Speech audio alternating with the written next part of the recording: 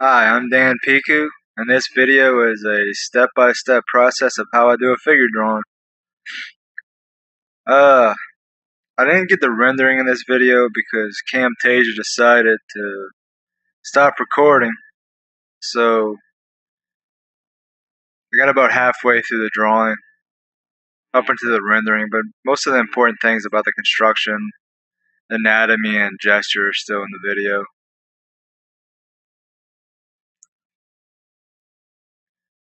The first thing I do is I get a gesture. I get a gesture of the pose. Here I'm drawing the head and I'm drawing an ellipse around the eye sockets to kind of establish where the head's tilting. Gestures are really the most important part of the drawing. It's either the movement, the pose, it's how the drawing is actually going to move. You establish some compressions. It's the hardest part. If I don't like the gesture, I generally don't continue with the drawing.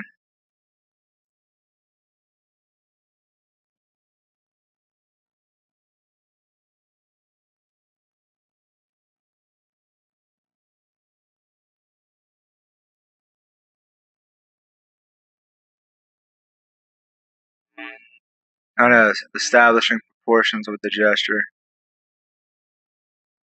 I go sit down and I'll start on the construction. Kind of help me figure out where the anatomy is going to be fitting in space at this point. So it's just using the anatomical landmarks and the whole of the body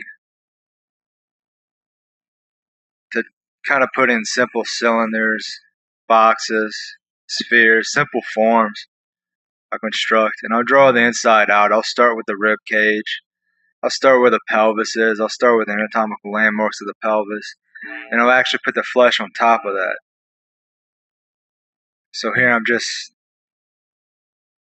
putting those box forms of pelvis. You know, it kind of lines up well as a box form. You fit a cylinder inside of that. You got your leg.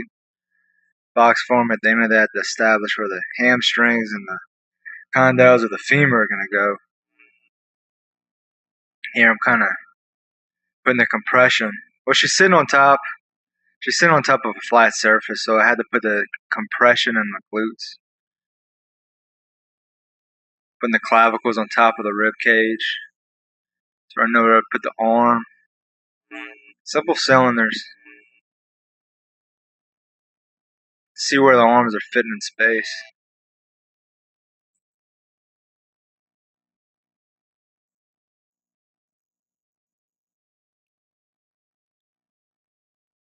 It kind of really puts you where you want to. The simple construction helps with the actual symmetry in space. You know, it's really perspective.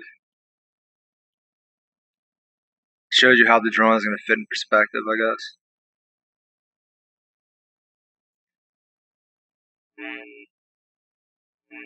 Starting to put a little bit of anatomy on top of those simple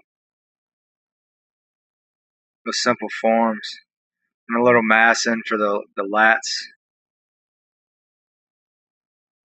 the back muscles.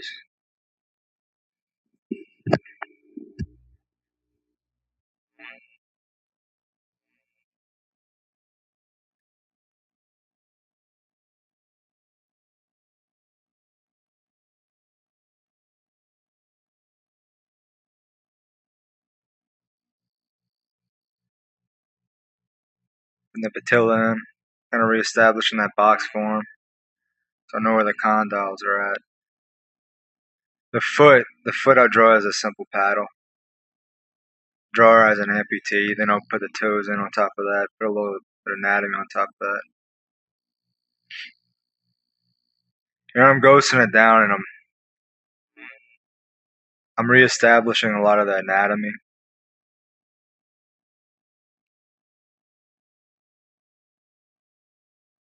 And I'm not afraid to modify things, no matter what stage I am in the drawing. You see, I drew the cranium first, and then I drew the hair on top of the cranium.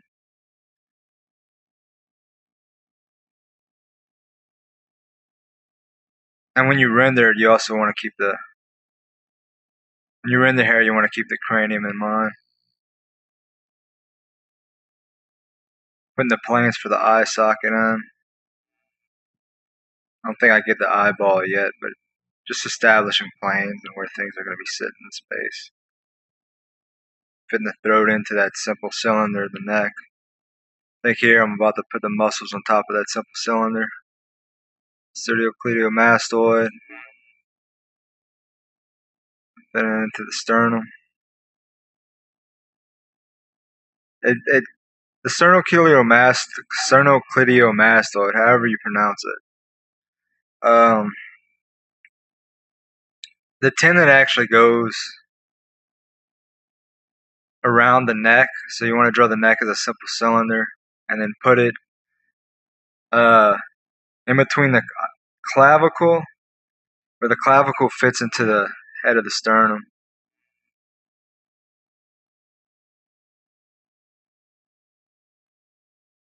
When you're drawing breasts, you want to always draw them on a rib cage. You want to draw the rib cage first, and then fit the breast on top of the rib cage. And of course the pecs. Drawing that compression. She's leaning forward a little bit. And when that happens, you want to draw the compression. Even if the person's not fat, you want to draw the fat.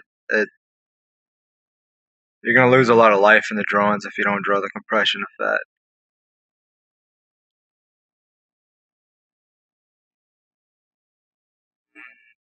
Hamstrings.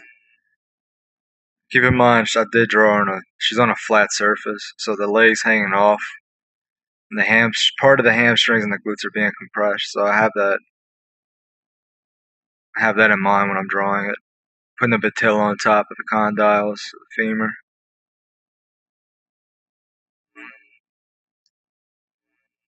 For the foot of a foot, for this drawing, I'm not going into great detail, just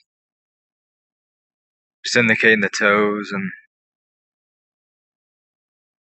the way it fits into the ankle a little bit. And I move on, trying to work on the drawing as a whole and not focus on the details. So I can go back and put the details that I think that'll improve the drawing.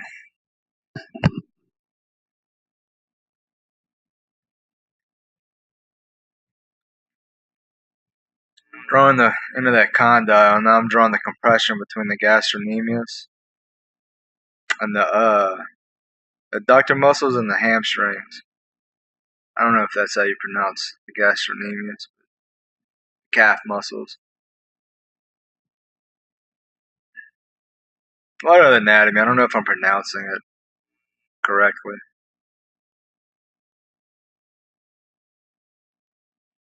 But the important thing is I know the origins and the insertions and the functions of them.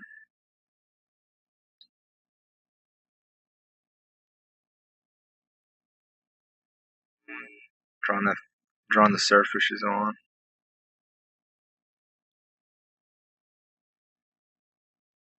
I like the computer because you can play with things. Problem is I zoom in too much, so I screw up the proportions a lot of the times. And traditionally, I'm looking at the drawing at the whole time, looking at the whole drawing the whole time. So I kind of nail the proportions down most of the time traditionally. So you want to try not to zoom in too much if you can.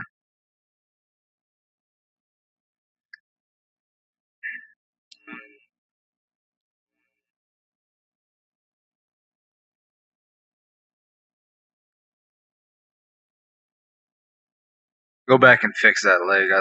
I had it right the first time. I made it too long after that. Putting the ball of the eye into the eye socket and drawing the eyelet around that ball that fits into the eye socket.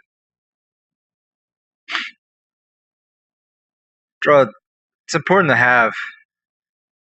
I'll go through it in a few layers. It kind of gives me a chance to second guess myself and kind of improve the drawing or where the anatomy fits and see where I want to exaggerate things and hold it back for the better of the drawing.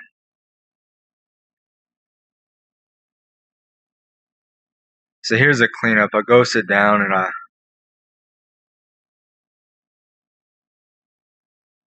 I draw on top of the drawing with the construction lines and the gesture lines. It also kind of gives me a chance to change things if I want to.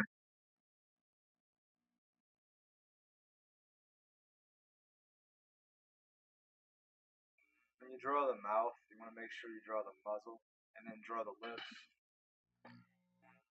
Draw the lips around the muzzle.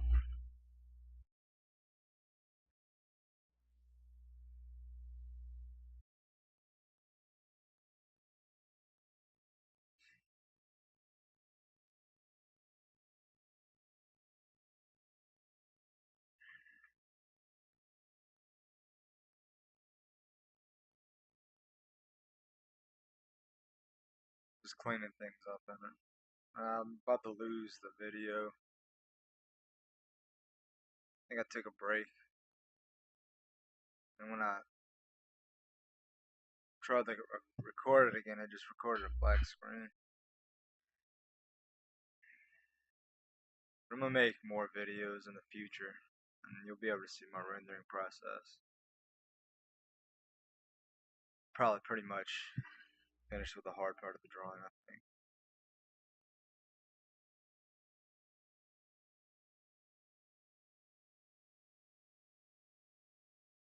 And so if you want to see tutorials in the future, which I'm going to constantly be improving on, just subscribe to my channel. I'm going to do characters and costumes and creatures, stuff like that.